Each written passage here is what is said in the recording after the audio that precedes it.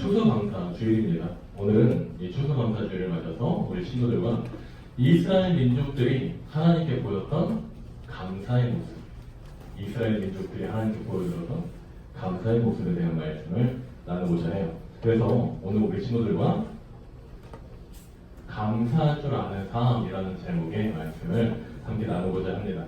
자, 말씀을 나누기 전에 전도사님이 준비한 사진을 볼게요. 어느 나라 사진이죠? 우리나라, 대한민국의 사진, 대한민국의 지도예요. 자, 그런데 참 슬프게도 우리나라는 이렇게 남한과 북한으로 구분되어져 있어요. 나뉘어져 있어요.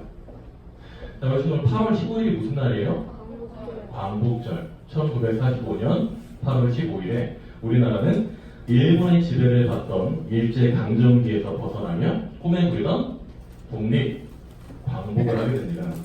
그런데 슬프게도 광복 후에 우리나라는 북쪽은 소련이라는 나라가 도와주겠다는 이유로, 그리고 남쪽은 미국이라는 나라가 도와주겠다는 이유로 우리나라의 중간에 38선을 그어버리고 우리나라를 둘로 나누어버려요.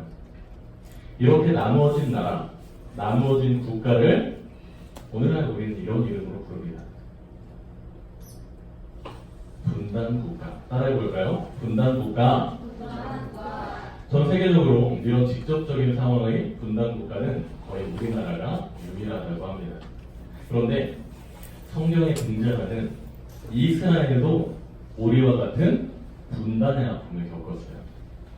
자, 우리 친구는 이스라엘의 첫 번째 왕이 이름 뭐였죠? 우리 친구들 모르나요? 첫 번째 왕의 이름은 사울이었죠. 두 번째 왕의 이름은 다윗. 세 번째 왕의 이름은 솔로몬. 자, 그럼 질문. 이거는 많이 모를 수도 있어요. 솔로몬의 뒤를 이어서 이스라엘의 왕이 되는 사람의 이름은 무엇일까요? 바로 이 사람입니다. 르호보암이라는 사람이에요. 따라해볼까요? 르호보암. 자, 이스라엘은 몇 개의 지파로 이루어진 나라라고 했죠? 12개 지파로 이루어졌어요. 자, 그런데 솔로몬의 아들이 이 르호보암이 이스라엘의 왕이 될 때 이스라엘의 12지파 중에 10개씩이나 되는 지파의 사람들이 모두 반대해요. 저 사람은 우리 왕이 될 수 없어. 그래서 이 이스라엘 10개 지파 사람들은 이 르호보암이 아니라 여로보암이라는 사람을 자신들의 왕으로 세우게 돼요. 그리고 이스라엘의 북쪽에 자신들의 새로운 왕국을 세우게 되는데요. 이것을 북쪽의 이스라엘이다 라고 해서 북이스라엘이라고 부릅니다. 자, 12개 지파 중에 몇 개 사람들이 위로 올라갔다? 10개 지파 사람들이 위로 올라갔어. 자, 남아있던 2개 지파 사람들과 솔로몬의 아들이었던 이 르호보암 왕은 이때 이스라엘 남쪽에서 그 나라의 이름을 유다라고 바꾸게 돼요. 이렇게 이스라엘은 북쪽에 어떤 나라? 북이스라엘. 남쪽에 어떤 나라? 남유다. 이 2개의 나라로 나누어지게 됩니다. 우리와 비슷한 분단의 아픔을 겪었다라는 거죠. 시간이 흐른 후에 북쪽의 이스라엘, 북이스라엘은 아수르, 아시리아라는 나라에 의해서 멸망을 당하게 되고요. 이후에 얼마나의 시간이 더 지난 후에 남쪽의 남유다 또한 바벨론이라는 나라에 의해 멸망을 당하게 돼요. 자, 그런데 바로 이때 남유다가 멸망할 때 이스라엘 왕국의 상징과도 같았던 예루살렘에 있던 이스라엘의 성전이 바벨론의 침공에 의해서 부서져 버리게 돼요. 불타버리게 됩니다. 그리고는 남아있던 이스라엘 민족들은 모조리 바벨론의 포로로 질질 끌려가게 되는 거예요. 그리고 훗날 이스라엘 왕국의 이 마지막 숨통을 끊어버렸던 바벨론이라는 나라 또한 성경에 기록된 바사, 오늘날로는 페르시아라는 나라에 의해서 멸망을 당하게 됩니다. 이후에 바벨론을 무너뜨렸던 페르시아의 고레스 왕이 이스라엘 민족들에게 이스라엘 민족들아, 이제 너희 나라로 돌아가. 너희를 바벨론의 포로 생활에서 해방시켜줄게. 너희가 다시 돌아가서 너희 나라를 다시 한번 세워봐. 바사의 왕, 페르시아의 왕인 고레스 왕이 이스라엘 민족들을 바벨론의 포로 생활에서 해방시켜줍니다. 이스라엘 민족이 바벨론의 긴 포로 생활을 마친 후에 자신들의 고국 이스라엘로 돌아가서 맨 처음 했던 행동이 뭐야? 자신들의 성전을 짓는 일. 왜? 하나님의 백성들에게 가장 중요한 것은 하나님께 뭐 하는 거기 때문에? 예배하는 것이었기 때문에. 이를 성전을 다시 재건축했다라고 해서 이스라엘의 성전 재건이라고 부르게 됩니다. 따라해 볼까요? 이스라엘의 성전 재건. 오늘 우리가 나누고 있는 설교의 본문 말씀이 에스라 3장 10절에서 13절, 그리고 우리 마지막에 같이 읽었던 12절과 13절은 이스라엘 민족이 성전을 다시 짓는 것을 맨 처음 시작할 때 그들이 얼마나 기뻐하며 감사했는지 그 기쁨과 감사의 모습을 기록하고 있는 거예요.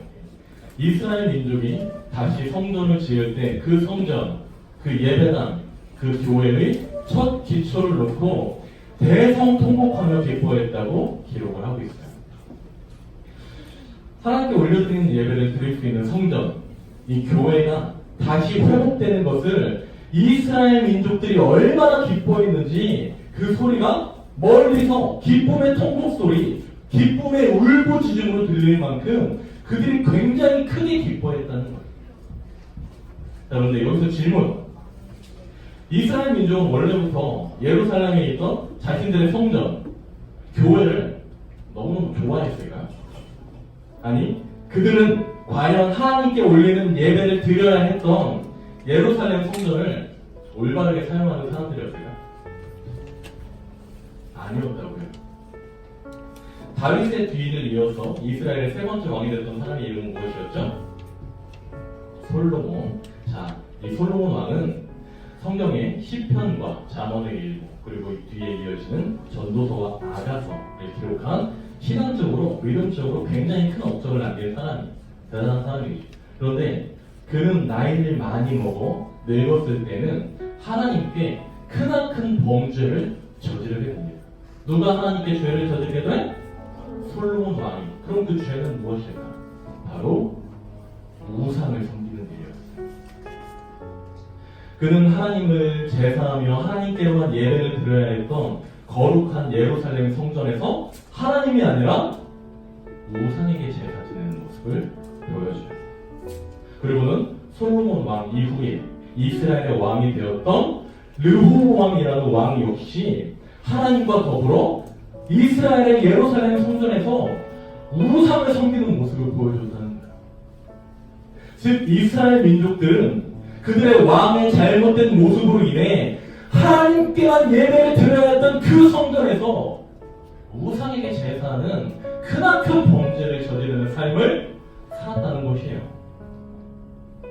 이스라엘 민족들은 이 성전은 하나님께 예배드리는 목적으로, 하나님께 예배드릴 때만 사용해야 된다는 생각으로 그 성전과 예배당, 교회를 귀하게 여기지 못하고 성전을 그저 우상을 섬기는 데 사용해도 되는 그냥 큰 장소, 항상 거기 있어서 얼마든지 우상에게 제사 드릴 때 써도 되는 그냥 넓은 장소 정도로만 자신들의 성전을 생각한 것이 아닐까 싶어요.